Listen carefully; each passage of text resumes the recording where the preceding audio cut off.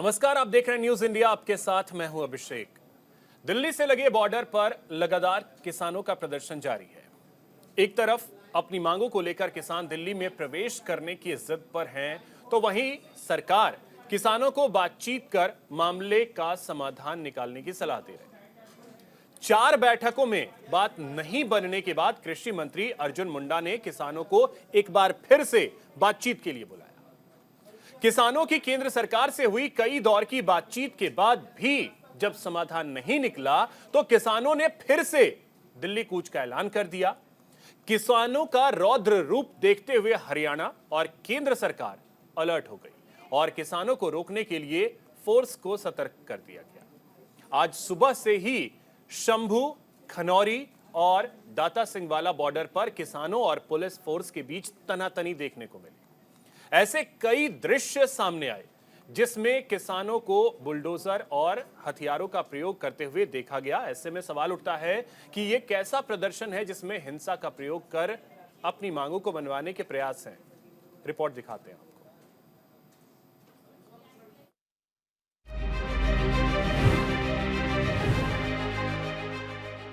शंभू और खनौरी बॉर्डर से जो दृश्य आए वो हैरान करने वाले हैं। हमारे देश के अन्नदाता और पुलिस फोर्स आमने सामने है और दोनों के बीच लगातार संघर्ष जारी है। 4 दौर की बैठकों के बाद भी किसानों और सरकार के बीच कोई ठोस समाधान नहीं निकलने के बाद एक बार फिर किसानों ने दिल्ली कूच करने का ऐलान कर दिया। आज किसानों ने बैरिकेड्स तोड़कर आगे बढ़ने का प्रयास किया। किसानों को रोकने के लिए पुलिस ने आंसू गैस के गोले दागे।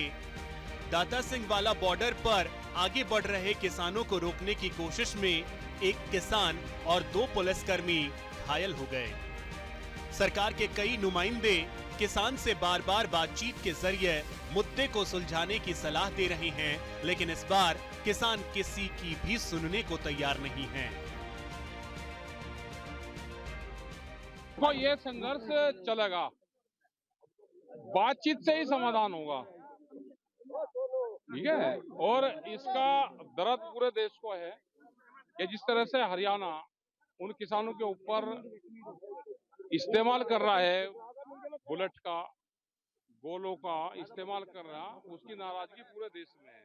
ये उसी का ही रोष है कि आज पूरे देश में जिला घर पे, कलेक्ट्रेट में ज्ञापन दिए गए और अपना रोष व्यक्त करेगा। ये रोष प्रकट करा है आज।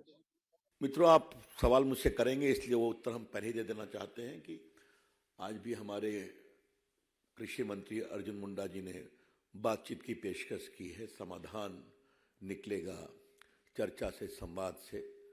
और भारत सरकार का मन खुला हुआ है किसानों के बारे में। हमारी उनसे अपील होगी कि शांतिपूर्ण तरीके से इसका समाधान निकलना चाहिए। और हमारी सरकार ने किसानों के लिए कितना काम किया ये हम चर्चा कर चुके हैं। तो किसानों का विकास हमारी बहुत बड़ी प्रायोरिटी है, हमेशा रहेगी। किसी भी चीज़ का समाधान आपसी समझ, आपसी जिसको कहा जाए कि संवाद और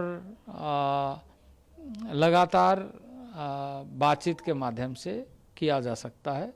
और हम हमेशा इस बात के पक्षधर हैं कि हम मिल करके ऐसे कोई भी विषय आए उसके लिए हम चर्चा के माध्यम से समाधान ढूंढ सकते हैं। तो हमारी यही अपील है कि सारे जो ऐसे किसान संगठनों के लोग हैं वो संयमता के साथ वार्ता में भाग लेकर इसका अस्थायी समाधान के क्या क्या रास्ता हो सकते हैं उस पर हम चर्चा करते हुए आगे बढ़ें और चर्चा के माध्यम से समाधान करें। ऐसे में सवाल उठता है कि इस प्रदर्शन का भविष्य क्या है और अपनी मांगों को पूरा कराने के लिए किसान किस हद तक जाएंगे। Bureau report, news India.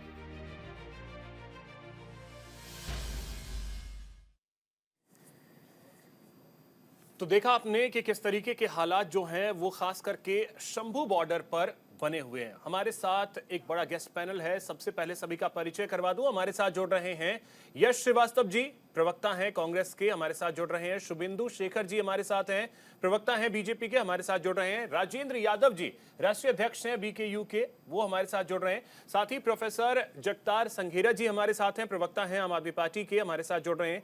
हर्ष रंजन जी हमारे साथ जुड़ रहे हैं, वरिष्ठ पत्रकार हैं। साथ ही आरबी उपाध्याय जी हमारे साथ जुड़ रहे हैं, वरिष्ठ पत्रकार हैं। सर, सभी मेहमानों का बहुत बहुत स्वागत है। और चर्चा की शुरुआत राजेंद्र यादव जी आज मैं आपसे करना चाहूंगा। सर, जो तस्वीरें हम देख रहे हैं, मांगे आपकी जायज हैं, लेकिन तरीका ये होगा। तरीका सरकार का भी ये नहीं होना चाहिए कि भाई आंदोलन करने के लिए, अपनी मांगों को रखने के लिए हम लोग दिल्ली की तरफ जब आ रहे हैं तो आप लोग बीच रास्ते में इस तरीके का बवाल ना करो। हमारा धैर्य देखिएगा, हमारा भी देश है, हम भी उस चीज़ को देख रहे हैं कि भाई देश हमारा है, हमें दिल्ली आने से क्यों रोका जाता है। जब 13 महीने का आंदोलन ख़त्म किया और सरकार के साथ वार्ता करने के बाद ख़त्म किया था, तो इन्हीं मांगों पर सहमति बनी थी। सरकार ने 6 महीने का समय लिया था। वो 6 महीने का समय कब 2 साल का में तब्दील हो गया, निकल गया, उस पर किसी ने चर्चा नहीं करी कि भाई चलो इन किसानों का दर्द है, 13 महीने यहाँ पर बॉर्डर पर लौट के गए हैं, तीनों मौसम देख के गए हैं, तो कम से कम इनकी भी सुन ली जाए। फिर 3 महीने पहले से किसान फिर से कह रहे हैं कि भाई हम लोगों से वार्ता करो, नहीं तो हम फिर उन वादों का हिसाब करने के लिए आपसे बात करना चाह रहे हैं जो वादे आपने उस आंदोलन को खत्म करने की बात करी। देखिए, उस बीच में सरकार को बात कर लेनी चाहिए थी। आज जब तनातनी का माहौल है, केंद्रीय मंत्री चंडीगढ़ में वार्ता कर रहे हैं, 4 दौर की वार्ता हो चुकी है, तो ये इतने देर से क्यों सरकार जागती है कि जब किसान सड़क पे आ जाता है तभी आप लोग क्यों जागते तो हैं? दिल्ली आने का तरीका क्या है? मतलब दिल्ली अगर आने से आपको कोई रोक रहा है, कारण क्या है? पोकलैंड मशीन लेकर के, जेसीबी मशीन लेकर के दिल्ली कौन आएगा? देखिए, मैं आपको बताऊं कि जिस तरीके से सरकार रोक रही है उसी तरीके से किसान आगे आ रहे हैं। पर रास्ता रोक कौन रहा है? सवाल बड़ा होना चाहिए कि रास्ता रोक कौन रहा है। किसान कोई उत्पाद करने के लिए थोड़ी ना आ रहे हैं यहाँ पर। किसान सीधी बात करने के लिए यहाँ पर आ रहे हैं। किससे बात करने के लिए? किससे बात करने के लिए? आप दिल्ली आकर के कहाँ, आपने कहीं परमिशन लिया हुआ है? देखिए, मैं आपको बता रहा हूँ कि जब 3 महीने पहले हम लोगों ने जितनी भी एजेंसियां हैं उनसे बोल दिया कि भाई हमारी वार्ता करा। एजेंसियां नहीं सर, दिल्ली में आकर के कोई जगह आप चुनेंगे ना। दिल्ली में सड़क पे तो नहीं प्रदर्शन हो सकता है। जंतर मंतर हम लोगों ने बोला, जंतर मंतर पे हम लोगों आपने परमिशन लिया है? नहीं, मैं दिल्ली प्रशासन से परमिशन आपके पास है? मैं क्या कह रहा हूँ आपसे कि हम लोग अपनी बात करने के लिए आ रहे हैं, हमसे वार्ता कीजिए। जब आप हमें रोक बॉर्डर के बात देते हो और परमिशन देना ना देना आपकी बात है। हम लोगों ने सब कुछ लिखित में दे रखा है। कोई ऐसे तो नहीं कि हम लोग हवा में आ रहे हैं, कोई भी चीज हवा में नहीं है, सब लोकतांत्रिक प्रक्रिया के तहत है। ऐसा कोई नहीं है कि अपना सर उठाया और उठा के चले आए। शुभेंदु जी क्यों रोक रहे हैं? दिल्ली में आने से क्यों रोक रहे हैं? इनका प्रोसेस जो है वो सब कुछ सही है, फिर भी क्यों रोक रहे हैं? क्या प्रोसेस सही है? बिल्कुल गलत है प्रोसेस। 22 में, जुलाई 22 में जब कमेटी बनाई गई और उस कमेटी ने 20 महीने में 36 मीटिंग करी, संयुक्त किसान मोर्चा और 18 किसान यूनियंस के नेताओं को बुलाया, तो इस 37 मीटिंग्स में एक भी किसान आंदोलन जो कर रहे हैं वो नहीं पहुंचे और यहाँ पे बैठे हुए क्या बात करना चाहते हैं। जब high level meeting, Sanjay Agarwal ji जो सेक्रेटरी थे एग्रीकल्चर मिनिस्ट्री के पुराने उन्होंने मीटिंग में बुलाया और कमेटी, एक हाई लेवल मीटिंग बुलाई गई कि एमएसपी पे चर्चा करें, एक रास्ता निकालें, ट्रांसपेरेंसी पे लेके आएं और आपकी बात करें। तो 20 महीने में उनको 1 मिनट का भी टाइम नहीं मिला कि ऐसी मीटिंग में आए। पहला चीज। दूसरा चीज, जो किसानों के प्रवक्ता बैठे हुए हैं यहाँ पे, इन्होंने कहा कि हमने 3 महीने पहले, 4 महीने पहले बता दिया था हम आएंगे। ऐसे दिल्ली में कोई भी धरना या कोई भी कार्यक्रम नहीं हो सकता। एक छोटी पूजा भी होती है यदि मंदिर में, तो उसकी भी परमिशन लेनी पड़ती है और इन्होंने उसकी भी कोई परमिशन नहीं ली। तो दोनों चीज़ें, जिस तरीके से आपने अभी आंदोलन में देखा कि किस तरीके से जो किसान आंदोलन में जो लोग हैं उपद्रव फैला रहे हैं, जिसको पुलिस रोकने की कोशिश कर रही है, तो हमको नहीं लगता है कि ये सब लोग बातचीत करने के लिए दिल्ली आ रहे हैं। ये लगता है कि ये प्रेशराइज करना चाहते हैं अर्जुन मुंडा जी ने कहा साफ साफ कि हम बात कर रहे हैं, 5वें दौर की बात भी खुली हुई है, बात करना चाहिए। जब 20 महीने बात नहीं किया तो आंदोलन करके भी बात करना है तो बात करिए, पर ये तरीका ठीक नहीं है, मेरा ऐसा मानना है। यदि ये संयम से रहे, दिल्ली भी इनका है, देश भी इनका है, ये भी हमारे हैं, हम भी इनके हैं, पर जो ये झगड़ा है बॉर्डर पे, जिस विभत्स झगड़े को आज आपने देखा कि किस तरीके से वो इतनी बड़ी बड़ी जेसीबी और वो लेके बॉर्डर पर आ रहे हैं और काम कर रहे हैं, मेरे को लगता है आने वाले समय पर इससे कोई सुझाव, यदि कोई भी किसान आंदोलन के बिल्कुल, अंदर वहां जो लोग कृषि भी मंत्री समझदार आपको लोग हैं, बुला रहे हैं कि आइए बैठक करते हैं, बातचीत करते हैं। और राकेश टिकैत की बाइट भी हमने सुनवाई। राकेश टिकैत यही कह रहे हैं कि हल निकलेगा तो बातचीत से निकलेगा। आप लाख ये प्रयास कर लें, इससे नहीं, हल तो बातचीत से ही निकलना है। यश जी, कांग्रेस का क्या रुख है? आज की जो तस्वीरें थी वो सोचने पर विवश करती हैं। तरीका जो है वो उसके साथ है कांग्रेस, जो तरीका आज दिखा। मांगों के साथ पूरा देश है, लेकिन जो तरीका था क्या उसके साथ है कांग्रेस? अभिषेक जी, मुझे ये बताइए, मेरी दो दिशाएं हैं आज सवालों की। मेरी पहली दिशा ये है कि क्या ये भाजपाई जो यहाँ पे बैठे हैं हमारे शुभेंदु शेखर जी, इनको पूछिए, ये उस दिन मुझसे पूछ रहे थे मैं तब पैदा हुआ था या नहीं, मैं उनसे नहीं पूछूंगा, मैं सिर्फ इतना पूछूंगा, इनको याद है अभी 5-7 साल पहले तक और आज भी ये कितनी बार परमिशन लेके अपना तमाशा मचाते हैं? इन्होंने परमिशन ली थी जब ये किसी धर्म के खिलाफ डीजे में गालियां बजाते हुए जा रहे थे। इन्होंने तब परमिशन ली थी जब इनका एक आदमी पुलिस के सामने गोलियां चला रहा था दिल्ली दंगों में। क्या इन्होंने तब परमिशन ली है जब ये चाहे जब उपद्रव मचाने चले जाते हैं, किसी की दुकान में कांच फोड़ने चले जाते हैं, हर किसी के खिलाफ नारेबाजी करते हैं? इनके उस सांसद ने परमिशन ली थी जब उसने संसद में गाली गलौज करी थी? ये क्या परमिशन की बात कर रहे हैं यहाँ पे? कौन सी परमिशन? अच्छा, तो एक चीज और कीले बिछाने से पहले ये देखिए, ये देखिए, ये विचार है इनका। चलिए इसको जाने देते हैं, मैं दूसरी दिशा देता हूँ आपको। दूसरी दिशा ये है, जवाब दो। अरे चुप रहिए, बीच में मत आइए शुभेंदु शेखर। दूसरी दिशा ये है आप कि कल या परसों जब भी हमारी समझे करने के लिए आते हैं, पहली पहली दिशा क्लियर कर दीजिए। यश जी, पहली दिशा जरा सा मैं चाहूंगा कि आप क्लियर कर दीजिए। जो तरीका है वो तरीका सही है, जेसीबी मशीन के साथ मैं अभी की स्थिति, ठीक है, मैं बिल्कुल नहीं काट रहा हूं, मैं बिल्कुल नहीं काट रहा हूं। आप बताइए, नहीं सर, रामलीला मैदान में अगर कोई प्रदर्शन करना चाहता है, रैली करना चाहता है, आपकी ही पार्टी अगर रामलीला मैदान में कोई कार्यक्रम करती है तो बिना परमिशन के कार्यक्रम कर लेगी। हमारी पार्टी ने किसानों पे ऐसे छर्रे नहीं चलाए हैं जब वो अपनी मांग लेके सर, फिर आप देखिए, मेरा सवाल कट टू कट है। यस जी, मेरा सवाल कट टू कट है। हो गया, अब मेरा जवाब सुनिए। हाँ, तो कट टू कट जवाब। किसानों ने 3 साल तक इनका रास्ता देखा। किसानों ने साल भर स्ट्रगल किया, साल भर संघर्ष किया अपने हक के लिए। जब इन्होंने एक ऑर्डिनेंस के दम पे उनकी जमीन हथियाने की कोशिश की, उसके बाद भी अपना वादा पूरा नहीं कर पाए। और किसान अभी भी 3 महीने से आपको, मैं यही बात हजारों बार हम लोग आपस में कर चुके हैं। ये शुभेंदु शेखर अभी परिवारवाद के नाम पर रोना चालू करेंगे, मैं इनको जय शाह याद दिलाऊंगा, आप मुझसे फिर परमिशन पूछेंगे, फिर किसी को गठबंधन याद आ जाएगा। हम यही बात कब तक करेंगे अभिषेक जी? आप ही के जैसी एक पत्रकार हैं जिन्होंने अपने चैनल में और 2 पत्रकारों के बीच में खड़े होकर सही बात की, किसानों के हक की बात। मैं किसान, रोज वही बात। यश जी, किसानों, मेरा सवाल तो आपने सुना नहीं। मेरा सवाल सिंपल यही था, किसानों की जो मांग है उस मांग के साथ पूरा देश है, लेकिन तरीका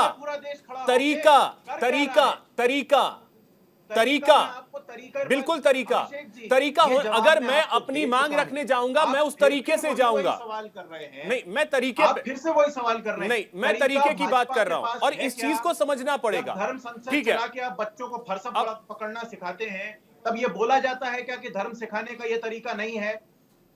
तो फिर छोड़ दीजिए कानून संविधान सबको हटाइए, संविधान की प्रति को जलाइए, काम खत्म कर दीजिए, यही होगा ना। अपनी पंचायत बिठा देते हैं और संविधान की प्रति जो है उसे छोड़िए, फिर देश को चलने दीजिए जैसे चल रहा है, जिसकी जो मर्जी हो करते रहिए। ऐसे थोड़ी होता है सर, फिर करते रहिए जो करना है। को छोड़िए, पकड़े किसको? नहीं, शुभेंदु शेखर की तरह अंधे होके मोदी करने लग जाए हम भी? नहीं, ठीक है, लेकिन तरीका होना चाहिए। सुनिए जगतार जी, अब मैं आपके पास आ रहा हूँ, ठीक है। ये मैंने परसों एक सवाल किया था शुभेंदु शेखर जी, उसका जवाब नहीं दे पाए, तो शायद आज दे दें। अंधा आप है या हम है, ये तो समय बताएगा। ठीक है, अब जगतार जी मैं आपके पास आ रहा हूँ, बोल रहे हैं। जगतार जी मैं आपके पास आ रहा हूँ, क्या आम आदमी पार्टी इस तरीके से, जिस तरीके से मेरा ये प्रदर्शन कहना हुआ, नहीं, देखिए एक बात समझिए, ठीक है। आपके चैनल पर रोज ये बदतमीजी करते हैं यश, और आप उसको जाने अरे देते हैं, अभी शुभेंदु अंधा जी बोल आपका वॉल्यूम बढ़ाइए, आवाज नहीं आ नहीं रही नहीं है। शुभेंदु जी, बदतमीजी किसी की भी बर्दाश्त नहीं होगी, मैं इस और आपको करता सामने हूँ। अंधा बोला है इन्होंने अभी। नहीं, मैंने आपको अंधा नहीं बोला है, बिल्कुल नहीं बोला मैंने नहीं, आपको अंधा। आप मैंने तो ये बोला शुभेंदु भी, जी आपकी पर्सनल तरह हम कमेंट भी मैं अंधेपन सीधे में मना कर कोशिश दूंगा, करें। ये आप भी जानते हैं, पिछले डिबेट में भी मैंने रोक दिया था कि पर्सनल कमेंट नहीं, पर्सनल कमेंट नहीं, वो मैं पहले भी डिबेट में कर चुका हूं और आज भी मैं वही करूंगा, पर्सनल कमेंट नहीं तो नहीं। जगतार जी आपके पास आ रहा हूं, आम आदमी पार्टी क्या खड़ी है, जिस तरीके से ये प्रदर्शन चल रहा है उस तरीके के साथ खड़ी है? देखिए, बाकी लोग जो बाकी प्रवक्ता बोल रहे थे सभी ने ये बात की है, और आप लोगों ने भी, आपने भी ये कहा है कि बात तो बातचीत से ही खत्म होगी। हमारे मुख्यमंत्री, पंजाब के मुख्यमंत्री भगवंत मान साहब, वो भी यही कहते हैं। उन्होंने तो इतना हिम्मत की कि केंद्र के नेताओं को, किसानों को एक टेबल पर बिठा दिया और 4 दौर की बात से चल चुकी है। जो आप कह रहे हो कि तरीका ठीक नहीं है, ये तरीका कौन सा ठीक नहीं है भाई? और नंबर 2, जो तरीका होता है, सबसे पहले तरीके की जिम्मेवारी गवर्नमेंट पर होती है। जो हरियाणा सरकार पीसफुल प्रदर्शनकारियों को रोक रही है, सड़क के बीच पहाड़ बनाकर और उन पर अथरू गैस के गोले और उस पर वो जो किया जा रहा है, क्या ये अपने सिटीजन्स के, अपने लोगों के लिए ये वाजिब है? एक नौजवान की मौत हो चुकी है अभी, एक बॉर्डर पर, खनौरी बॉर्डर पर एक नौजवान की मौत हो चुकी है। अभी ये फाइनल होना बाकी है कि उसका मौत का असल कारण क्या है, पोस्टमार्टम के बाद पता चलेगा। 3 नौजवान फट्टड़ हुए, 3 किसान फट्टड़ हुए, राजेंद्रा हॉस्पिटल पटियाला में ले जाया गया, एक ही रास्ते में मौत हो गई है। सो ऐसी घटनाएं नहीं होनी चाहिए। जगतार जी, मैं वो जगतार चीजें जी, रिपीट नहीं करना चाहता। किसानों ने जो पिछली बाकी बार प्रवक्ता ट्रैक्टर ने रैली बोली है। निकाली, पिछली बार का प्रदर्शन आपको याद होगा, दिल्ली में क्या स्थिति बनी थी, आपको वही स्थिति दिल्ली में फिर चाहते हैं आप? देखिए, पार्शली आपकी बातें भी ठीक हैं, नहीं, लेकिन हम पीसफुल प्रदर्शन पर ये दोष नहीं नहीं, लगा सकते। पीसफुल वो प्रदर्शन कोई नहीं, मैं और लोग सिंपल थे। ये पूछ रहा हूं, मैं सिंपल ये सवाल पूछ रहा हूं, दिल्ली में पिछले बार के प्रदर्शन में ट्रैक्टर रैली में क्या हुआ था, आपको याद है? देखिए, ट्रैक्टर रैली में आज तो ट्रैक्टर बहुत नहीं, पोकलेन मशीनें हैं, टिपर हैं, और जो आप बार-बार- जेसीबी है। जेसीबी है, कोई तोप नहीं है। मुझे पहले ये बताइए कि गवर्नमेंट ने सड़क में पहाड़ क्यों बनाए, इतने बड़े बड़े कील क्यों ठोके? सर वही तो मैं कह रहा हूं सर, दिल्ली में प्रदर्शन के लिए परमिशन चाहिए सर, वो परमिशन के कागज दिखा दीजिए, आपको एंट्री मिल जाएगी। आप दिल्ली में आपकी सरकार है, आपको पता होगा सर, बिना परमिशन नहीं दिल्ली में प्रदर्शन हो सकता। मैं बता रहा हूं आपको, मैं बता रहा हूं, सभी प्रदर्शन जो हैं, प्रदर्शनकारी नेता हैं, जो नेतागण हैं, सभी जाने पहचाने हैं, सभी लोग जानते हैं। इंडिया भर में इन्होंने आंदोलन जीता, लेकिन सरकार ने वादे पूरे नहीं किए और इन्होंने 3 महीने पहले नोटिस ठीक है, तो दिया। यानी इस तरीके से जो प्रदर्शन हो रहा है उसके साथ आम आदमी पार्टी है। चलिए कोई नहीं, ठीक है, यहां वक्त एक छोटे से ब्रेक का है, ब्रेक के बाद लौटते हैं तो हमारे साथ 2 वरिष्ठ पत्रकार हैं, उनसे भी समझने की कोशिश करेंगे कि क्या यह तरीका सही है, और इस प्रदर्शन से हमने ये भी देखा है कि महंगाई का स्तर भी लगातार पिछले कुछ वक्त में बढ़ा है और इसका असर अर्थव्यवस्था पे किस तरीके का पड़ेगा, ये भी समझने की कोशिश करेंगे। यहां रुकेंगे एक छोटे से ब्रेक के लिए। ब्रेक के बाद एक बार फिर से आप सभी का स्वागत है। तो लगातार हम चर्चा कर रहे हैं कि किसानों का जो प्रदर्शन चल रहा है, क्या ये वही तरीका है जिस तरीके से मांगे पूरी हो सकती हैं? हमारे साथ एक बड़ा गेस्ट पैनल भी है, सभी से हम बातचीत भी कर रहे हैं। अब आरबी उपाध्याय जी आपके पास आ रहे हैं और आपसे एक चीज समझना चाहेंगे, किसानों का ये प्रदर्शन और ये तरीके को किस तरीके से आप देख रहे हैं? देखिए, बात तरीके की आई तो ये कौन सा तरीका है कि भी सड़क को रोक दिया जाए, वहाँ कंक्रीट के पूरे बैरिकेड लगा दिए जाएं, कीलें बिछा दी जाएं, वो भी तो तरीका। और तरीका हमने वो भी देखा है, कोरोना काल था और रैलियां हो रही थी धड़ाधड़, पद यात्राएं हो रही थी, तो वो कौन सा तरीका था? किसान पर तो सभी उंगली उठा देते हैं भी, किसान को कोई भी आतंकवादी कह दो, कुछ भी कह दो, जो आप कह दो, तो कहते ना कमजोर आदमी को कोई भी टारगेट कर सकता है। वो तरीके की बात है, तरीका वो सही, वो कौन सा तरीका था? आरबी उपाध्याय जी, किसान कब से कमजोर हो गया इस धरती पर, हिंदुस्तान में खास करके? दो की हमेशा पूजा हुई है, एक जवान और दूसरा किसान, और दोनों ही परेशान, जवान भी परेशान और किसान भी परेशान। आप जिस तरह की भी योजनाएं लेके आ रहे हैं, अब जवान के लिए वो एक अग्निवीर की भर्ती शुरू हो गई, पूरा 3 साल बाद वो बाहर हो जाएगा। किसान है वो भी आज़ादी के इतने सालों बाद कर्जदार है, आत्महत्या करता है, परेशान है, उसे एमएसपी नहीं मिल रहा। देखिए महंगाई, किसान भी एक कंज्यूमर है, ये समझना पड़ेगा, वो भी ग्राहक है, पेट्रोल खरीदता है, डीजल खरीदता है, सारी चीज़ें बाजार से खरीदता है। उनके रेट 40 गुना बढ़ जाते हैं, उसकी जो उपज है जो वो पैदा करता है वो कितने परसेंट बढ़ती है, 2%, 4%, और उसको कहते हैं कि महंगाई बढ़ जाएगी। अगर गेहूं की एमएसपी बढ़ा दी, धान की एमएसपी, तो महंगाई बढ़ जाएगी। महंगाई पेट्रोल से नहीं बढ़ती, डीजल से नहीं बढ़ती, बाकी चीज़ों से महंगाई नहीं बढ़ती, सिर्फ किसान को 2 पैसे फालतू मिल जाएंगे, उससे महंगाई बढ़ जाएगी। तो तरीका कौन सा है? तरीका देखिए ये भी ठीक नहीं है कि भी किसान दिल्ली नहीं आ सकता, उसकी सब्जी दिल्ली आ सकती है, दूध दिल्ली आ सकता है, सारी चीज़ें दिल्ली आ सकती हैं। हर व्यक्ति दिल्ली आने से कौन रोक रहा है?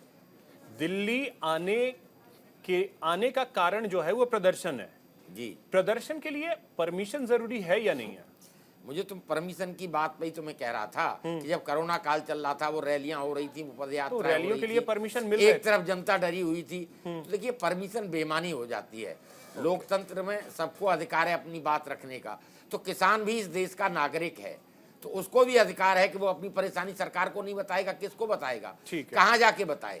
वो परेशान है, आत्महत्या कर रहा है, कर्जदार है, और आप कहते हैं कि नहीं भाई सब ठीक ठाक है। ये तो सरकार सबकी है और सरकार को सुनना भी चाहिए और उसका समाधान निकालना चाहिए। ठीक है, हर्ष रंजन जी आपके पास आ रहे हैं, आपसे भी पहले यही समझना चाहेंगे कि क्या ये तरीका वाजिब है?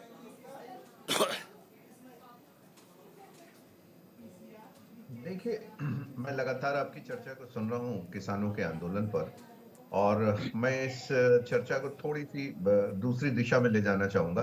पहले आपके सवाल का जवाब देते हुए कि क्या ये तरीका किसानों का वाजिब है, इसका अगर बहुत ही ऑब्जेक्टिव जवाब आप मुझसे पूछेंगे तो मैं यही कहूंगा कि ये तरीका वाजिब नहीं है, पहली चीज है। और इसका उल्लेख बाद में हो सकता है कि सरकार भी जो उनके लिए कर रही है वो कितना वाजिब है या कितना वाजिब नहीं है। पहली चीज तो ये है। दूसरी चीज, मैं इसमें यहाँ अपने पैनलिस्ट से, जिसमें किसानों के हितों से जुड़े हुए लोग भी शामिल हैं, पॉलिटिकल पार्टीज के लोग भी शामिल हैं, सभी बड़े सम्मानित अतिथि हैं और सब्जेक्ट की समझ रखते हैं। मुझे ये जानना है सबसे पहली चीज कि जब हम ये देख रहे हैं कि किसान आंदोलन करने के लिए पंजाब के और हरियाणा के बॉर्डर तक पहुंच चुके हैं, तो किसान तो पूरे देश का है। बिहार में भी किसान हैं, बिल्कुल, ओडिशा में भी किसान हैं, मणिपुर में और सिक्किम में भी किसान हैं, पश्चिम बंगाल में भी हैं, केरल में भी हैं, तमिलनाडु में भी हैं। ये जब एमएसपी की बात हो रही है, और मैं उस पर अभी आऊंगा कि जो स्वामीनाथन आयोग की बात है, जो उन्होंने C2+50 का फॉर्मूला सुझाया था, जिसे खुद यूपीए सरकार ने नहीं माना, जिन्होंने आयोग का गठन ही किया था। तो पहली बात तो ये कि आप ये देखें कि भारत में, हिंदुस्तान में जब किसानों की बात होती है, फिल्मों में भी जो किसान दिखाए जाते थे वो हल लिए हुए, ट्रैक्टर चलाते हुए खेतों में, उनके पास कहाँ इतना समय है कि वो खेत खलिहान छोड़ के महीनों तक इस तरीके से कहीं डटे रहे प्रदर्शनकारी बनके। तो ये एक पूरा जो मामला है, ये एक पूरी तरीके से राजनीति से प्रेरित हो गया है, बल्कि राजनीतिक ही हो चला है। और अगर आप समय को देखें, सुन लीजिए, अगर आप समय को देखें तो इस समय देश में चुनाव का समय है, और ऐसे समय में ये होना बिल्कुल शुद्ध रूप से ये दर्शाता है कि कहीं ना कहीं से, चाहे वो कोई भी पॉलिटिकल पार्टी हो, बीजेपी हो, आम आदमी पार्टी हो या कांग्रेस हो, कहीं ना कहीं से इसका राजनीतिक लाभ लेने की भी इच्छा है। लेकिन इससे बड़ा सवाल ये है कि जो वहां पर जुटे हुए हैं वो क्या वाकई वही किसान हैं जो धोती पहनकर और खेतों में हमें नजर आते हैं और हल के साथ या ट्रैक्टर के साथ खेतों में जुटे रहते हैं? पहली चीज ये जी। दूसरी चीज जो मैं ये कहना चाह रहा हूं कि ये जो कैलकुलेशन है, पहला कैलकुलेशन है कि जो लागत आई, तो लागत खाद, बीज, रसायन, पानी, बिजली और मजदूरी की तो समझ में आती है कि आपने उतना दिया। एक किसान जब काम करता है तो जाहिर सी बात है उसका पूरा परिवार भी उसमें शामिल होता है। बिल्कुल। परिवार की मेहनत को भी आप देखें वो भी बात समझ में आती है कि ठीक है, उसका नोशनल कॉस्ट जो है उसमें जोड़े। ये A2 और FL प्लस 50 का फॉर्मूला है जिसपे उन्हें MSP दी जा रही है। अब इसमें जो जमीन की लीज की बात है, जिसे मिलाकर C2 कहते हैं, और उस पर लीज पर दिए जाने वाले ब्याज की भी बात है। एक तो इन तीनों का कैलकुलेशन बड़ा 50% और अतिरिक्त जोड़ना सरकार के खजाने पे जाहिर सी बात है बोझ पड़ेगा। और दूसरा सवाल खजाने हमारा पे ये सर है एक कि चीज क्या पूरे देश हर्ष के जी, किसान इसमें एक और चीज, खजाने पे जी असर पूरे पड़ेगा। देश के क्या किसान समान तरीके से इससे लाभान्वित हो सकते हैं, या कि कुछ बड़े किसान ही लाभान्वित होंगे? बिल्कुल। सीमांत किसानों साथ ही का क्या इसमें होगा? एक और चीज सर, एमएसपी पे यदि गारंटी का कानून बन जाए, फिर सरकार के ऊपर बाध्यता तो ये आ जाएगी कि आपको खरीद करनी ही है। तो ये सरकार कानून बनाने के लिए है, देश चलाने के लिए, या फिर ये बिजनेसमैन की भूमिका में आ जाएगी कि अब भाई आप सरकार नहीं, आप पहले बिजनेसमैन बनिए? आप बिल्कुल सही कह रहे हैं, आप बिल्कुल सही कह रहे हैं। बात वही है कि देखिए, अभी जब देश एक तरीके से डेवलप हो रहा है और डेवलप नेशन की श्रेणी में आप आ रहे हैं, आज से 25-30 साल पहले के किसान को देखिए और आज के किसान को देखिए, किस तरीके से वो टेक्नोलॉजी का इस्तेमाल कर रहा है, किस तरीके से फसलें बढ़ी हैं, किस तरीके से रसायन खाद इस्तेमाल हुआ है।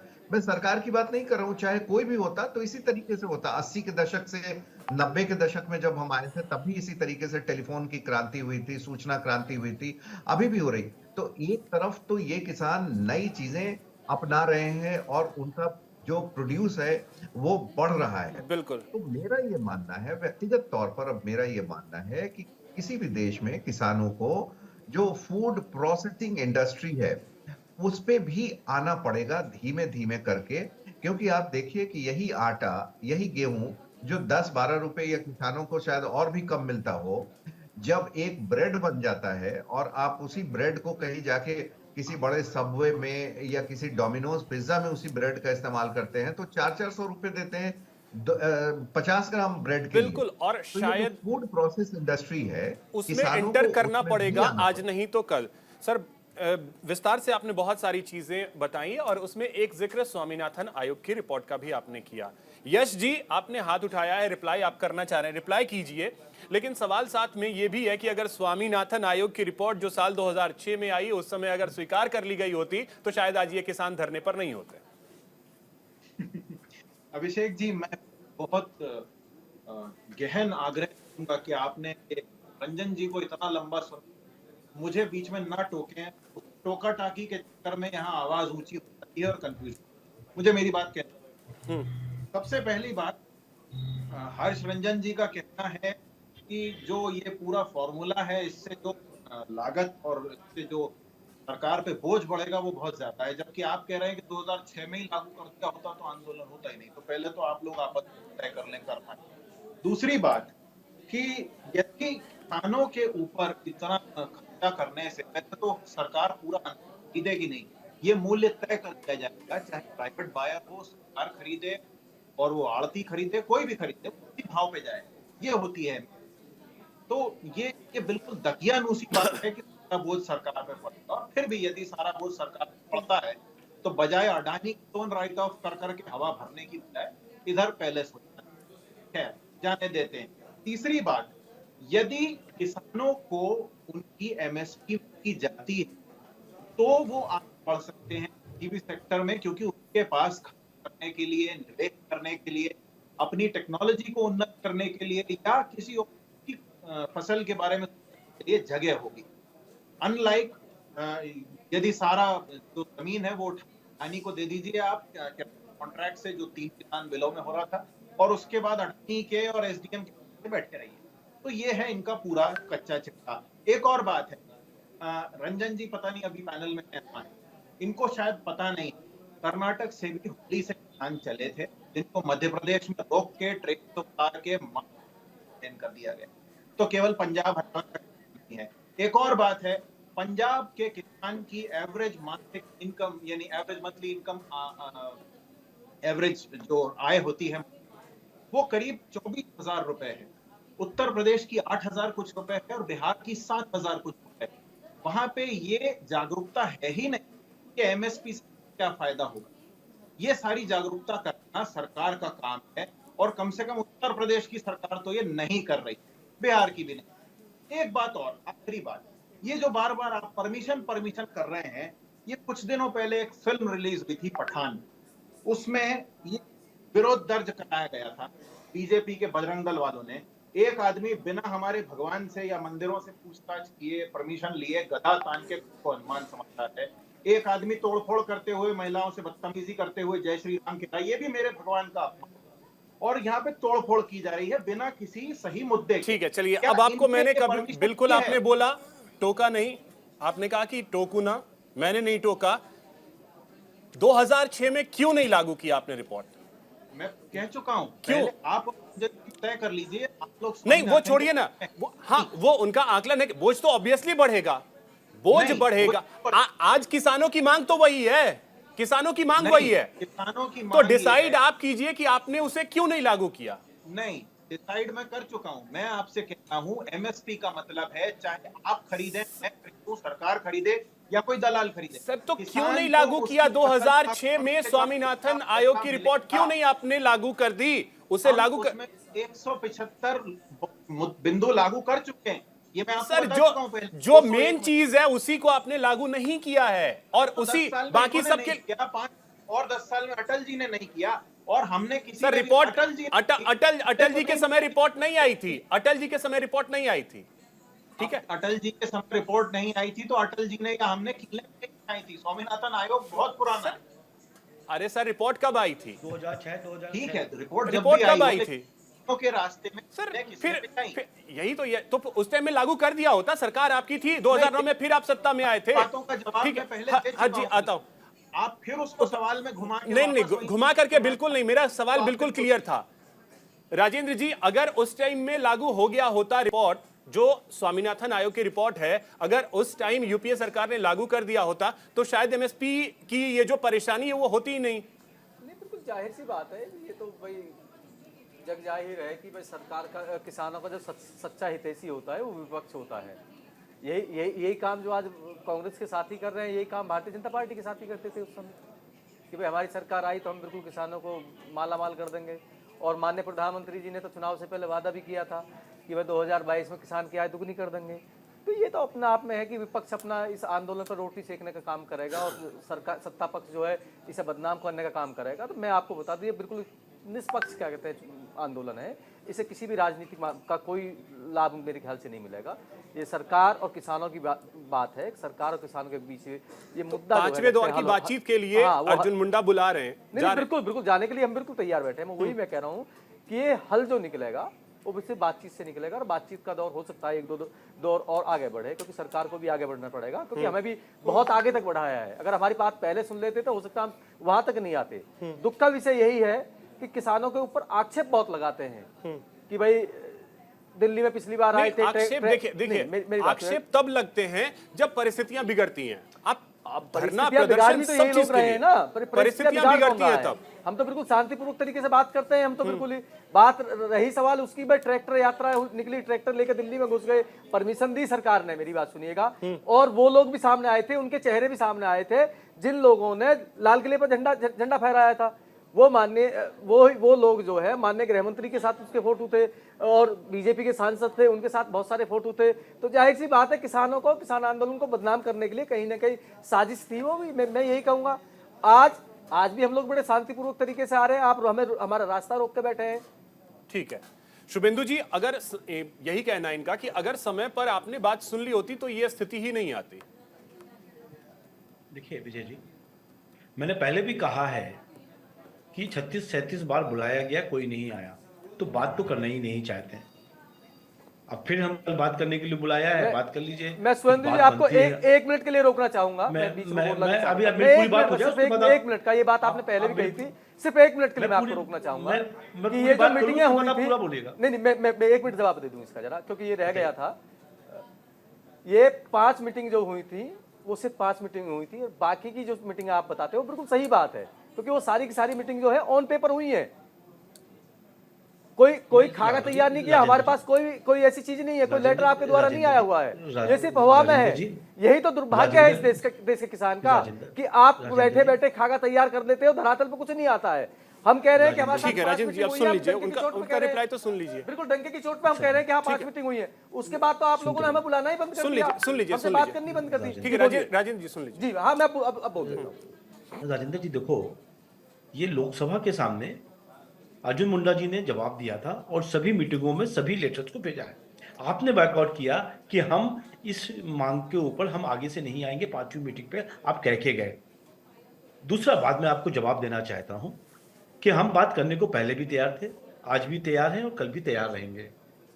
यदि जो लोग नुकसान होगा, चाहे वो किसानों की तबीयत खराब हो, चाहे वो पुलिस के चोट लगे, दोनों भारतीय हैं, इसमें किसी को कोई भी वो नहीं है, संशय नहीं है कि भाई किसी को भी चोट लगे, चाहे किसान आंदोलन करने वाले व्यक्तियों को लगे या पुलिस को लगे, दोनों भारतीय हैं, नुकसान अपना ही होगा, आपका ही होगा और हमारा ही।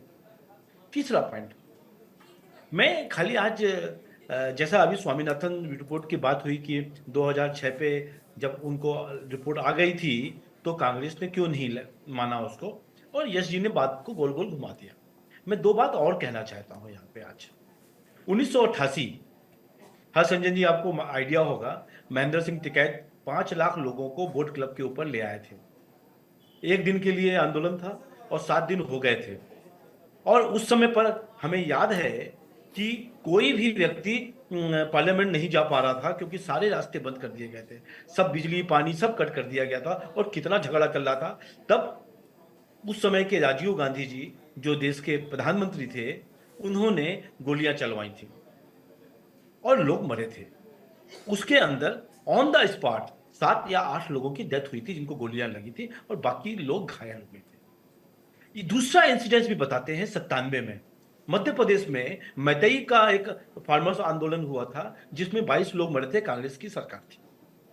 तो पुलिस, चाहे किसी की भी सरकार हो, यदि कोई आंदोलन वायलेंट हो रहा है और उसको रोकने का प्रयास कर रहा है तो ये सरकार की भी जिम्मेदारी होती है कि समाज के अंदर बाकी वर्ग के जो लोग हैं उसमें उनकी सुरक्षा प्रदान करी जाए। जिस तरीके से राजीव गांधी जिम्मेदारी आपकी है, दिल्ली की स्थिति, दिल्ली के बॉर्डर्स की स्थिति अगर इस तरीके की है तो फिर अब जिम्मेदारी आपकी ही है, क्योंकि दिल्ली से सटे जितने भी स्टेट हैं सब में आपकी ही सरकार है। मैं इसीलिए बॉर्डर पे उनको रोका जा रहा है, लोग वायलेंट होते जा रहे हैं और उस वायलेंट के बीच में हमारे कृषि मंत्री और सब लोग, आज भी प्रेस कॉन्फ्रेंस में हमने कहा है कि हम बात करने को तैयार हैं, इस तरीके से सॉल्यूशन नहीं निकलेगा। बिल्कुल, ये राकेश टिकैत भी कह रहे हैं, ये बात राकेश टिकैत भी कह रहे हैं कि बातचीत से ही हल निकलेगा। ठीक है, यस जी, वेट। अब आरबी उपाध्याय जी, मैं आपसे समझना चाहूंगा कि स्वामीनाथन आयोग की रिपोर्ट में जो तरीका एमएसपी का सुझाया गया है उससे सरकार पर कितना बोझ बढ़ेगा, अगर आप ये थोड़ा सा समझा पाएं, और साथ ही साथ क्या 2006 में वो स्थिति थी कि स्वामीनाथन आयोग की रिपोर्ट को स्वीकार कर लिया जाता? देखिए, बात आई बोझ बढ़ने की, तो देखिए चुनाव आयोग है, कृषि आयोग है और दुनिया भर के आयोग हैं, वेतन आयोग है। जब वेतन बढ़ाते हैं तब कितना बोझ आता है, किसान के देने में ही बोझ का कैलकुलेशन होता है, बाकी चीजों में कैलकुलेशन क्यों नहीं होता। और देखिए, चाहे कांग्रेस रही हो, कोई भी रहा हो, जब कांग्रेस सत्ता में थी तब राजनाथ सिंह यहाँ भी धरना होता था, प्रदर्शन होता था, सबसे पहले किसानों के साथ खड़े होते तो कहते हम सत्ता में आएंगे। और मोदी जी जिस कमेटी के मेंबर थे, जब वो गुजरात के मुख्यमंत्री थे, तब एमएसपी वो कहते थे एमएसपी किसान को मिलनी चाहिए। तो या तो पहले गलत कहते थे, आज गलत, तो नीयत का प्रश्न है। और देखिए दोनों तरफ लूट मची हुई है। 10 रुपये किलो में लहसुन खरीदा गया किसान का, किसान लुट गया वहां पर, और 500 रुपये किलो बिक रहा है आज। तो ये व्यवस्था कौन बनाएगा? आप कह रहे हैं ना कि भी तरीका, ये कौन सा तरीका है कि भी किसान से 10 रुपये किलो में ले लीजिए और फिर उसे 500 रुपये किलो में मार्केट में बिकने दीजिए। तो व्यवस्था बनाना सरकार का दायित्व है या नहीं है? ये सरकार ही दायित्व है कि वो बनाए ऐसी व्यवस्था कि कंज्यूमर का भी फायदा हो और किसान का भी फायदा हो। किसान जब कांग्रेस थी तब भी कर्जदार था, आत्महत्या कर रहा था, और आज भी वो कर्जदार है, आज भी आत्महत्या कर रहा है।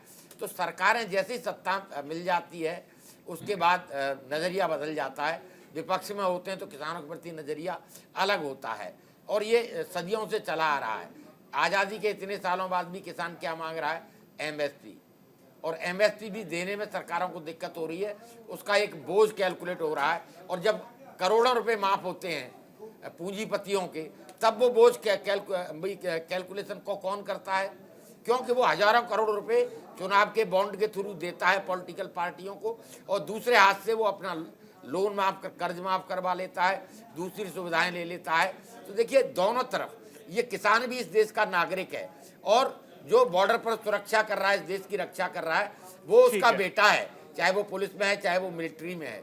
दोनों की लड़ाई न किसान चाहता कि भी उसके जो नौनिहाल हैं उनको। अब इसका 10 सेकंड में शुभेंदु जी रिप्लाई कर रहे हैं, जल्दी से 10 सेकंड में शुभेंदु जी इस पे रिप्लाई कीजिए, फिर जगतार जी के पास जा रहा हूँ। देखिए उपाध्याय जी, जी मैं आपकी पूरी बात उसको नेगेटिव तरीके से देखने से कोई फायदा नहीं होगा। यदि आज 70 साल 75 साल में भी यदि ये तय नहीं हो पाया कि 2 रुपए का लहसुन 25 रुपए में या 500 रुपए में कैसे बिक रहा है, तो 70 साल में कांग्रेस ने भी वो व्यवस्था तो नहीं बना पाए, नहीं बनाई। हमने बनाने की प्रयास करी, हमने भी बनाने की प्रयास किया, और हम काफी हद तक ठीक भी कर पाए हैं। परंतु ये सीधा इल्जाम लगा देना, ये सीधा इल्जाम लगा देना उपाध्याय जी भाजपा के ऊपर कि आज 10 साल में कोई ऐसा चीज बना दे जो 2 रुपए की चीजें 10 रुपए की चीजें 500 में क्यों बिक रही है। मैं उसी लिए कह रहा हूं कि यदि एमएसपी पे कंट्रोल हुआ, सपोज आपने एमएसपी 2100 रुपए कर दी और बाहर दाल 1700 रुपए में इंपोर्टेड दाल अवेलेबल है, तो क्या अड़ाती को ओपन करना शायद यही प्रयास था पिछले ये में, मार्केट को ओपन करना सबसे बेहतर था। मिनिमम वेजेस का एक एक्ट है, मिनिमम वेजेस वो देना पड़ेगा, मजबूर है। जो भी इंडस्ट्रियलिस्ट है, जो भी जगतार जी आपके पास आ रहे हैं। देखिए पंजाब और हरियाणा बॉर्डर की स्थिति जो फिलहाल बनी हुई है, शंभू बॉर्डर पे पंजाब में आपकी सरकार है, वहां की परिस्थितियों के बारे में आपके पास क्या अपडेट है? क्योंकि हालात वहां काफी ज्यादा बिगड़े हुए हैं और संभालने की जिम्मेदारी आपकी और बीजेपी दोनों ही सरकारों की अब है। हालात बिगाड़ने के लिए ज्यादा जो चिंताजनक बात है वो हरियाणा सरकार ने जो किया है और जो केंद्र सरकार का हठ वाला रवैया है वो कारण है। मैं थोड़ा खेती प्राइसेस पर बोलना चाहता था। 2 लाइनें मैं कह दूंगा कि खेती सेक्टर और इंडस्ट्रियल सेक्टर और सर्विस सेक्टर, इन तीनों में बुनियादी डिफरेंस है। खेती सेक्टर में किसान अपनी उपज की कीमत खुद नियत नहीं कर सकता, और इंडस्ट्रियल सेक्टर में एक सुई भी जो बनाता है, नीडल भी बनाता है या हवाई जहाज बनाता है, मैन्युफैक्चरर उस पर एक प्राइस टैग लगा सकता है। ये इसकी प्रकृति में फर्क है। इसीलिए वर्ल्ड वाइड एग्रीकल्चरल इकोनॉमिक्स है, एग्रीकल्चर प्राइस एनालिसिस है, ये साइंस है, ये बताती है कि एग्रीकल्चर में प्राइस को कंट्रोल सरकारों ने करना होता है। व्यवस्था है, व्यवस्था बनी हुई है। कांग्रेस के समय भी व्यवस्था थी और बीजेपी के समय भी व्यवस्था है, लेकिन इस व्यवस्था को बेहतर करने की जरूरत है। केवल एमएसपी ही नहीं, लेकिन प्राइस स्टेबलाइजेशन भी है। हमने सीजन में सीजनल प्रोडक्शन होती है एग्रीकल्चर की, ये पेरिशेबल कमोडिटीज हैं, अगर नहीं संभालेंगे तो खराब हो जाएगी, अकाल पड़ जाएगा।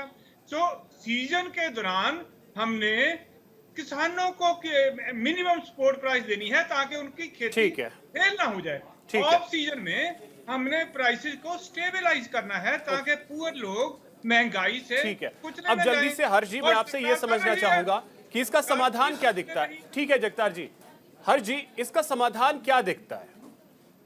समाधान तो वो देखिए, समाधान ठीक है जगतार जी ठीक। हर्ष जी समाधान तो देखिए किसी भी चीज का बातचीत, मैं बहुत संक्षेप में जवाब दूंगा क्योंकि लगभग सारी बातें हो गई और कोई भी पैनलिस्ट बिल्कुल 100% सही या 100% गलत नहीं है ऐसा मैं नहीं मानता। समाधान तो किसी भी चीज का देखिए बातचीत से ही निकलता है। मैं फिर इसकी टाइमिंग को लेकर जा रहा हूं कि ये टाइमिंग पे ही इस तरीके की चीजें होना, और आपने अपने पैनल डिस्कशन में भी देखा कि किस तरीके से ये किसानों से हटकर ये इस मामले का पूरी तरीके से राजनीतिकरण हो गया है। तो इसका जो समाधान है वो बातचीत में ही निहित है, और इतना भी तय है कि C2+50 का फॉर्मूला एमएसपी का देना प्लस एमएसपी पर कानून बना देना और वो सुनिश्चित कर लेना, ये किसी भी सरकार के लिए संभव नहीं है। कदाचित ये संभव होता तो मनमोहन सिंह जी की सरकार, जिन्होंने स्वयं स्वामीनाथन आयोग का गठन किया था, 6 बार रिपोर्ट इस आयोग ने सौंपी थी और उसके बाद भी उसे नहीं माना गया, तो इसमें उनकी कोई सरासर गलती नहीं है। शायद कोई भी सरकार इसे ना माने, लेकिन जैसा अभी हमारे साथी पैनल बता रहे थे, आपके प्रवक्ता बिल्कुल बात सही है। देखिए, ये पेरिशेबल कमोडिटी होता है, किसानों को मार्केट उपलब्ध नहीं होता। एक सुई बनाने वाला अगर उसकी सुई नहीं बिकती है तो वो और 2 साल 4 साल भी प्रयास लग ये सकता है कि किसान मार्केट किसानों को उपलब्ध करवा जाए। सर, इतना ही वक्त है मेरे पास। बहुत शुक्रिया आप सभी मेहमानों का हमारे साथ जुड़ने के लिए और इस चर्चा में शामिल होने के लिए। फिलहाल इतना ही। नमस्कार।